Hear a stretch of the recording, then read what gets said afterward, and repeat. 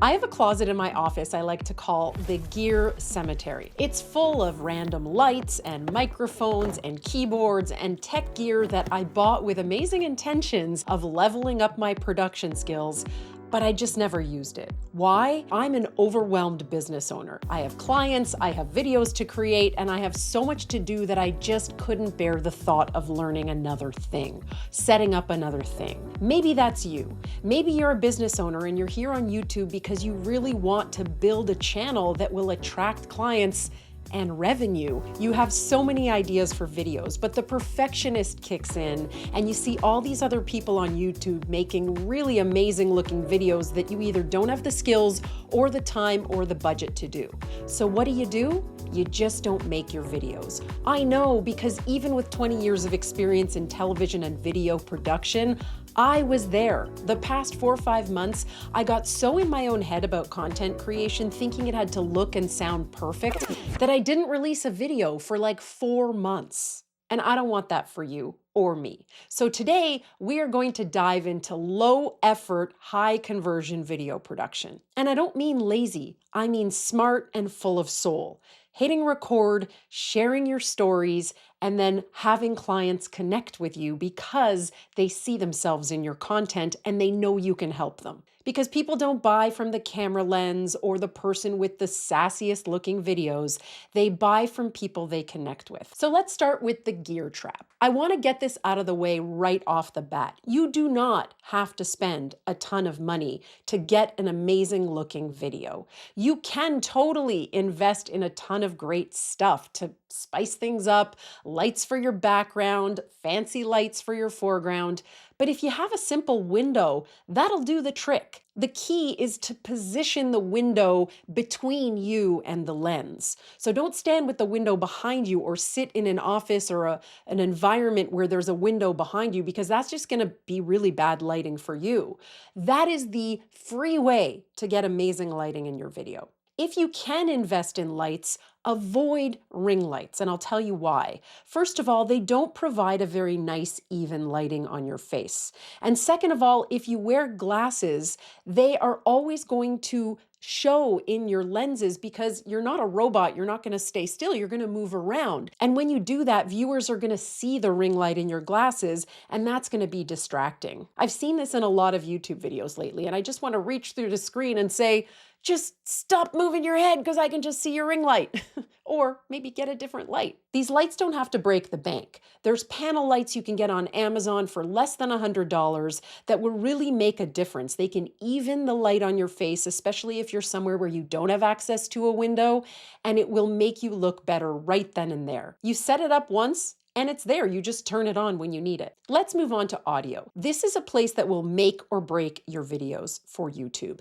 People have no tolerance for bad audio. So investing in a microphone is actually something I highly suggest. If you're gonna buy one piece of gear, I would get a microphone. And again, you can go on Amazon and get these for less than $100. Look at the reviews. I'm not here to sell you anything or tell you to buy one brand over the other, but I know people are going to ask. So below this video, I have linked a tech and gear checklist that you can download if you want to get started and get just some basic stuff that isn't going to break the bank to level up your setup right now. Well, now that you've got your setup, you've actually got to show up and talk to the lens. And this is where so many clients come to me and get tripped up. What do you say to make sure that all this effort is actually going to get seen by people and by ideal clients more specifically? This is where the on-camera presence comes in. I do have a mini course that I've created called Magnetic on Video Essentials that will walk you through everything, including instant fixes that you can start working on for your very next video. I'll link that below. Confidence alone is not going to get people to be like, oh, I have to work with that person. So what I want you to think about is connection, is magnetism. I want you to picture the person on the other side of the lens, one person. If you need to glue or tape a picture of someone to below the lens or behind your computer webcam, if that's what you're using, that's totally fine. But just picture yourself speaking to that one person like you're there with them in real life, and really think about talking to them like a human. One of the biggest mistakes I see business owners make is they're using things like ChatGPT, Claude, and other AI models to write every word they say. I say this like a broken record. Do not script your videos. But a lot of people ask me, okay, so what do you do instead? I'm going to tell you my workflow for coming up with quick video ideas and then actually getting them done, because I think that's a big problem, is having almost like another graveyard full of amazing scripts and ideas that you just never end up shooting because they end up being so complicated. I know I fell into this trap because I started using AI to try to shortcut or make the script production process faster. And by script, I mean just coming up with the outline and the ideas of what I'm going to say. But then I ended up with this pile of stuff that I would need to shoot. And then it involved so much production that I just didn't create those videos at all. Hence why my channel went dormant for like 4 or 5 months. But now I'm back and I'm just trying to keep it simple. I'm trying to just show up and share my stories and how I think about video storytelling to help business owners, because I think this is one of those things that keeps a lot of us stuck. So I'm going to give you a very high level overview of how I tackle the what to say part. For ideation, I highly recommend tools like vidIQ that can plug directly into your channel. If you install the vidIQ Chrome plugin, it will actually read your channel, read your stats. It will help suggest other types of videos with outliers that you find on other channels. It's an amazing resource. And if you have vidIQ, I've linked that below as well, by the way, then you can actually go into vidIQ and talk to the AI about ways to optimize videos for your channel, come up with ideas. It will even give you scripts. The trap that people fall into, that I've even fallen into myself as someone who coaches business owners on how to do this, I get really hung up on trying to stick to things too literally. And then it takes me so much longer to film it, or I film it really well, but then I end up in hours of post-production because I have so much to put together. We want to get you to a place where you can just deliver to the camera, you've dialed in your presence, and you've dialed in the messaging. So when I use these tools, I definitely want to optimize the titles because we know that's so important for YouTube. And I want to optimize the opening. I want to make sure that I have a really tight 30-second hook and introduction that's just going to tell people exactly what they're going to get, and then I can just jump right into it. But then later in the video, I'm sharing my expertise, my knowledge, because you don't need AI to tell you that. You know exactly what you want to say. And as long as you're rooting it in stories, that's what's going to make it really jump out to people, and people are going to remember what you're saying. Now, what do you do when you've got the outline, you've got the script, as I like to say in air quotes, because you script the top and the ending, and then you use your ideas throughout. Then you want to minimize how long it takes you to actually produce the video. If you don't have a video editor, you don't want to spend hours in post-production.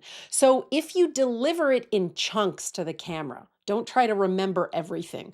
Try to say it in chunks. And if you've organized your ideas well, you should be able to do this with relative ease. You won't be tied to a script, and then you can just get through it faster. And if you stumble or you mess up a few times, either just keep going or pause and then take a breath and say it again. Then when you go into editing, if you're using a tool like Descript, you can actually just cut everything out that's silence in the click of a button. Or if you're proficient in editing software, you can see those silent gaps on a timeline in editing software as well. And that shows you exactly where to cut. You can get it together and you can ship it out just like that. We've done the rough cut, which is taking out all the silences and the pauses, making sure there's no repetition, taking out the retakes. Now we have to actually package this video into something that we can post to YouTube. This is the part that trips so many business owners up, because the advice we get is, well, you got to make sure your thumbnail's highly clickable. You've got to make sure your title is super on point. And that package, that combination is what makes people click, and then they'll actually watch the video, assuming you've done a good job of laying out what you're saying. Well, I think a lot of business owners tend to overthink this. I'm not saying that the packaging is not important, but I know for myself, I've gotten so into the weeds of trying to make thumbnails perfect and feeling really discouraged that when I have a really good video, sometimes I delay posting things because, oh, I don't think the thumbnail's good enough. Well, my best advice to you is just like the rest of everything we're talking about, keep it simple. A picture or a screenshot of you, your face, with some text is all you need. As long as you can really nail that text, get it to a point where you've got a really good combination of curiosity from the thumbnail and the title, and that combination will help you get the click. You don't have to get this perfect. It's an evolving thing, but don't let that hold you back. You can always replace thumbnails. You can always update titles if you find things are not landing or working. Friction is the enemy of consistency. If it takes you too long to do it, you're just going to avoid it week after week after week. I know because I was there for months.